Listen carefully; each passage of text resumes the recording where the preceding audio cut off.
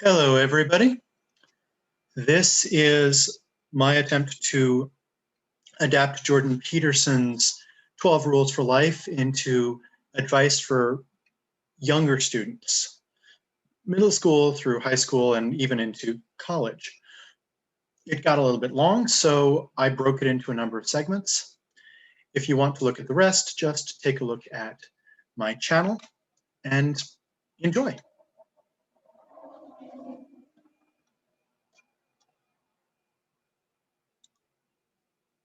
Rule 6. This is a big one. Set your house in perfect order before you criticize the world. So this has a bunch of different components to it. One is a maturity component. One of them is a perception component. And one of them is just a what do you know component, I guess. As Jordan Peterson would say, like, what do you know, right? Well, so let's start with this, okay? You're miserable right now. I mean, see the monster within, you know, rule 2. You're miserable right now. There's a whole bunch of problems in the world and you see the problems and they're awful, et cetera, et cetera, et cetera. And you want to do something about them. So you start yelling, you start, well, okay. So you start making a mess. There's something you're missing, okay? And I'm going to tell you as a teacher, there's all sorts of stuff we look at and we try to figure out as far as finding students who can do Rule 6 properly, and if possible, making them. And this is called locus of control.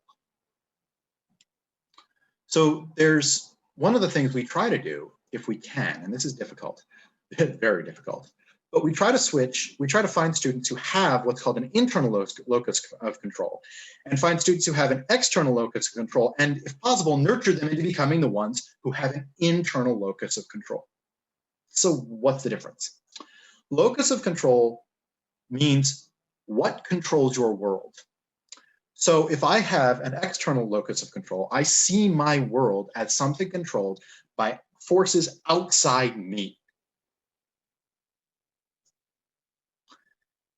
And that's fundamentally true in many ways. I mean, you know, I still got to work for money. I do it. I have a job I like, but, you know, that's part of where I have been able to set my own house in perfect order, you know, or at least in some order. I'm not saying I'm perfect here.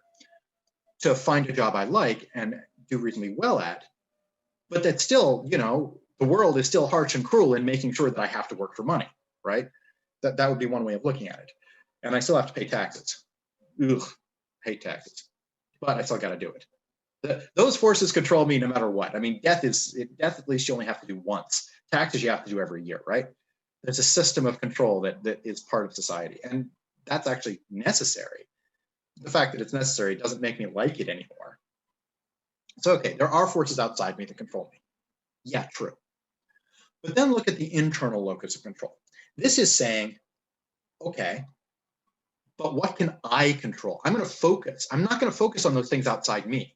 I'm going to focus on what I can do, what the cause of my problems is. And the people with an internal locus of control are the ones who are saying, well, I can control how I react to things. I can control what I do. I can control how I respond. Those things I can control. I can't control what other people are doing. That's just silly. I'm not like some, I don't know, telepath or hypnotist or something like that. I don't have the perfect mind control mojo. I can control me, and that's what I'm going to do. And furthermore, not only can I control me, but I have the power to make meaningful change in my life, and nobody else does. They can force me, but they can't make me change. I make me change. That is gold for a teacher, okay? So the thing is, what he's pointing out here is that you want to take your own life first, before you get mad at all the problems in the world and all the injustice you see and all the terrible things. Look inward first.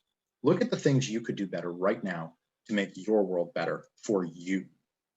For example, your parents are always walking in and going, oh my God, this place is a pigsty. Why don't you pick up your room? Maybe you should. Maybe you'll find that you like your room better when, you know, the clothes aren't on the floor and it doesn't smell funny. Okay, perfect. Now think about, okay, turning in my homework on time. Maybe I should do that. Why should I do that? Well, it's expected of me, right? Maybe there's a benefit to find there. Maybe there's a benefit to be in control of when I turn in homework, to take control of that, as opposed to just go, oh my God, I'm just always reacting to when the stuff is due and I forget stuff and I'm sloppy and I miss things. No, I'm going to take control of this. I'm going to write a schedule. I'm going to find a way to keep a schedule. And every day I'm going to do what I have to do. I'm going to start projects on time, which is the day they're given to me, start thinking about them, so planning them out.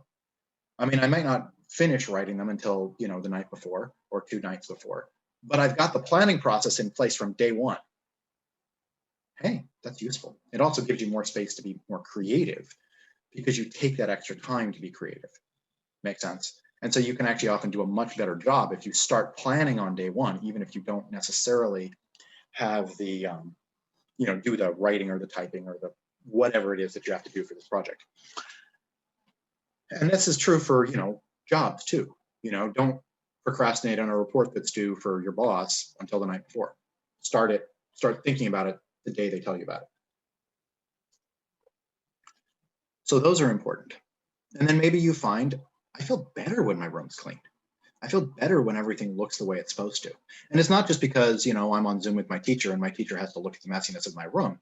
It's because everything's uncluttered. I'm not stepping on my shoes or my siblings' Legos or whatever it is, you know? Maybe it's nice because I didn't realize how much dust was affecting me and now I'm breathing cleaner.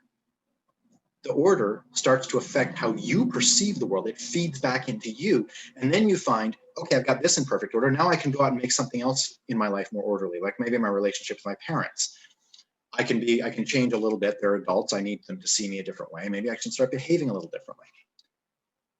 And that is feedback as well.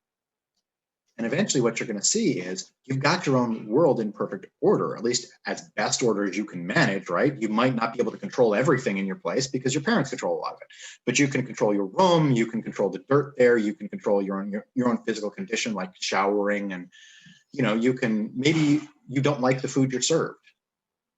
Learn to cook. You know, I did. Trust me, it's being able to control your own life in that way is actually quite rewarding.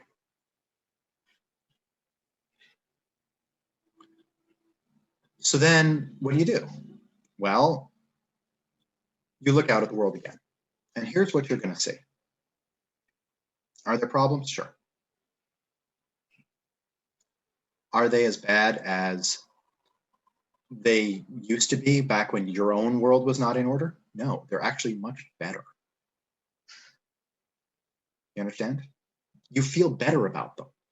Because not only are these, see, look, the environment right now, global warming, poverty, all this stuff, you look out and you hear there's nothing but this drumbeat of negativity from everything around you. And part of it is because humans are built to give more weight to negative news and to positive news. So you see this and they feed it to you and they feed it to you because it's good for clicks, it's good for ratings, it's good for whatever. And all you see is the negativity. But once you've learned how to control yourself in your own life, you'll look out and you're going to see things, see other things. Maybe see possibilities, see things you can do to reach out into the world in a small way. Like this podcast for me, like, you know, helping out on mission trips or something like that. If you have that kind of faith relationship in your life, like, I don't know, I mean, helping out in school, or there's all sorts of things you can get involved in. And now you can reach out and now you can show yourself you can succeed at those and making a change in the world in a small way, helping the world in a small way. That's where you start. Because once you can show that you've set yourself in order and then reach out and set more in order, relationships, areas in your community, guess what? That is ultimately what will end up with the world being better. Take an example I love to see, a kid named Boyan Slat, Dutch. Yes, I know it's an odd name. Go figure. But anyway, he was in college, aerospace engineer, I think. So he'd obviously had his life in pretty good order if he was studying and doing that. And then he saw a problem that he thought he could affect, which was, yeah, sorry about that. I don't have a perfect studio here. Something to improve on later, I suppose. But anyway, so he saw a problem, which was plastic in the oceans. And he said, hey, I think there's a way to deal with this. I have an idea. So he had himself in enough order that he could then go out and people could see that he was competent, and he was able to build a company around a solution that he'd come up with. And I'm not sure it's going to work as well as he does, but it's, you know, I thought originally, but even if it only works 10% as well, it's going to be amazing. And then he came up with another solution as well, which is to help prevent plastic from getting into the oceans in the first place. And considering that plastic makes its way into our diet if we're eating fish, because it's made its way into the ocean and gotten into the fish, right? He's doing something of huge benefit to humanity. But it only worked because he is in perfect order. He is smart. Okay, you don't have to be as smart, intelligent, you know, engineering smart as he is. Be able to look at a problem and go, I think I can at least solve some of that. But you have to be able to trust in your own competence. And that's what setting your own house in perfect order does, right? He comes across, he's a good presenter, and those are things he has had to work at. Trust me, presenting is not easy. So working as a presenter, working to learn all these things he didn't know, getting himself in order, and then going out and saying, okay, now I can get investors because I'm good enough, I'm competent enough. I'm in order. I get investors. I get other people to work with me. I get started on this. And he's been building this for a while and working on it, testing it. Maybe his idea doesn't work, or it only works partially. Even so, he's accomplished quite a bit. And a bunch of his solutions I've seen work. And that's sort of part of the point. So if we're going to get this to work, you know, if you're going to really make a change in the world, that's what you've got to do. Now, the other thing about setting your house in perfect order, dealing with the internal stuff that you've got to do to make your own life work, is when you look out at the world, the other thing that's weird is, see, humans have a little problem, which is sometimes we don't know where our problems come from. So we'll project. So we'll take a look at why we're miserable and we'll project it out on the world. And we'll say, hey, the world's miserable because of X, Y, Z, when really what's going on is we're miserable because of X, Y, Z. So we deal with that problem in our own lives and we look out and suddenly it's like, oh, that wasn't as bad as I thought. Why? Well, because the problem I was really fixing, the problem I was projecting out on the world was really my problem.